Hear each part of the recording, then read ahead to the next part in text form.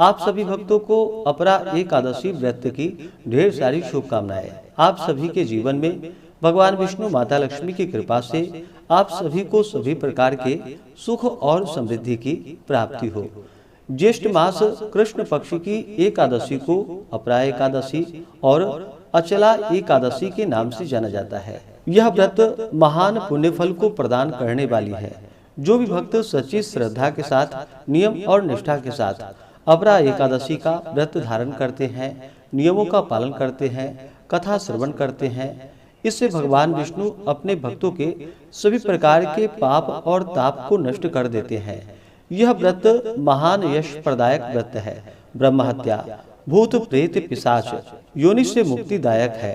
पर निंदा आदि पाप कर्म नष्ट हो जाते हैं। इस तीन विशेष प्रकार से भगवान लक्ष्मी नारायण की पूजा करनी चाहिए, जो कि शेष शैया पर विराजमान हो। उन लक्ष्मी नारायण की इस दिन विशेष करके पूजा करनी चाहिए। तो आइए सुनते हैं अपरा एकादशी व्रत की कथा। तो बोलिए प्रेम से भगवान विष्णु की जय, माता लक्ष्मी की जय। एक बार युधिष्ठिर ने भगवान श्री कृष्ण से हाथ जोड़कर कहा कि हे मधुसूदन, अब आप कृपा कर मुझे ज्येष्ठ मास की एकादशी का नाम और महात्म्य सुनाइए, क्योंकि मेरी उसको सुनने की महान इच्छा है। पांडु नंदन के ऐसे वचन को सुनकर भगवान श्री कृष्ण ने कहा कि ज्येष्ठ मास की कृष्ण पक्ष की एकादशी का नाम अपरा है, क्योंकि यह अपार पापों को नष्ट करने वाली है। इस एकादशी व्रत करने वाले को ब्रह्म हत्या, भ्रूण हत्या, गोत्र हत्या, मित्र हत्या, पर निंदा, पर स्त्री रमण का पाप तथा और भी अनेकों प्रकार के पाप नष्ट हो जाते हैं। झूठी गवाही देने का पाप, झूठा चिकित्सक बनकर रोगियों को मारने का पाप तथा और भी अनेकों प्रकार के पाप अपरा एकादशी का व्रत करने से निस्संदेह ही नष्ट हो जाता है। कार्तिक मास में पुष्कर में स्नान करने का जो पुण्य फल होता है एवं माघ मास में प्रयाग जी में त्रिवेणी में स्नान एवं वेणी माधव के दर्शन करने का जो पुण्य फल है तथा फाल्गुन मास में शिवरात्रि व्रत करने एवं काशी जी में भगवान विश्वनाथ जी के दर्शन का जो पुण्य फल होता है, वह सभी पुण्य फल एकमात्र अपरा एकादशी का व्रत करने से प्राप्त हो जाता है।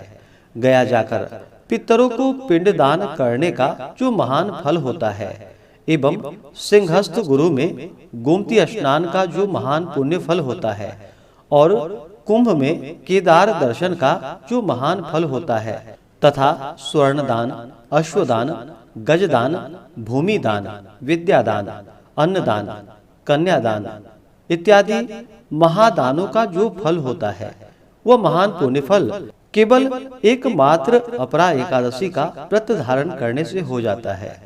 यह पाप रूपी वृक्षों को काटने के लिए अत्यंत ही पैनी कुल्हाड़ी है और कष्ट रूपी तृण समूह के लिए अग्नि और महान पाप रूपी अंधकार को नष्ट करने के लिए भगवान भुवन भास्कर का दिव्य प्रकाश है। कहने का तात्पर्य यह है कि अपरा के समान पापों को नष्ट करने वाला कोई भी पुण्य फल नहीं। अतएव पापों को नष्ट करने की कल्पना करने वाले एवं अक्षय पुण्य फल को प्राप्त करने के लिए अपरा एकादशी का व्रत रखना अत्यंत आवश्यक है। अपरा की अवहेलना करने वाले प्राणियों को कहीं भी त्राण नहीं मिलता, उसका जीवन एकदम ही निरर्थक रहता है। इसके विपरीत अपरा एकादशी का व्रत नियम पूर्वक धारण कर भगवान विष्णु की पूजा करने से सांसारिक सुखों की प्राप्ति के बाद अंतकाल में परलोक की भी प्राप्ति होती है। हे राजन, आप तो स्वयं सर्वव्यापक, अंतर्यामी, जन्म रंजन, दुख विभंजन आदि पुरुष हैं। आपको क्या, यह व्रत तो मैंने आपको लोकोपकार के लिए सुनाया है।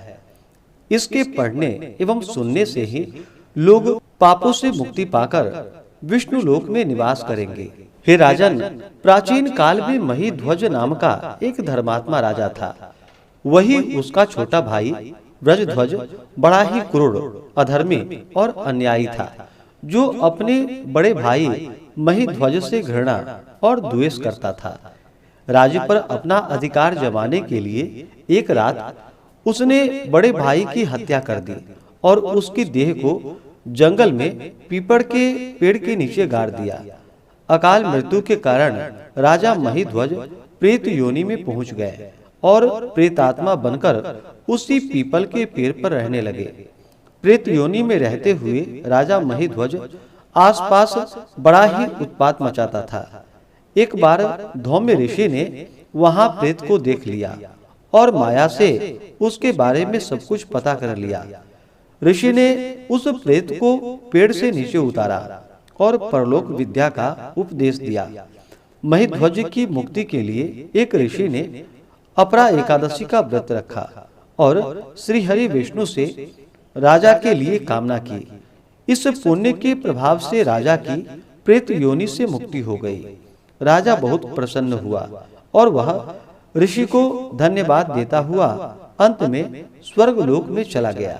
इस प्रकार से जो भी सच्ची श्रद्धा के साथ अपरा एकादशी का व्रत धारण करते हैं उनके महानतम पाप नष्ट हो जाते हैं। तो बोलिए प्रेम से भगवान विष्णु की जय, माता लक्ष्मी की जय।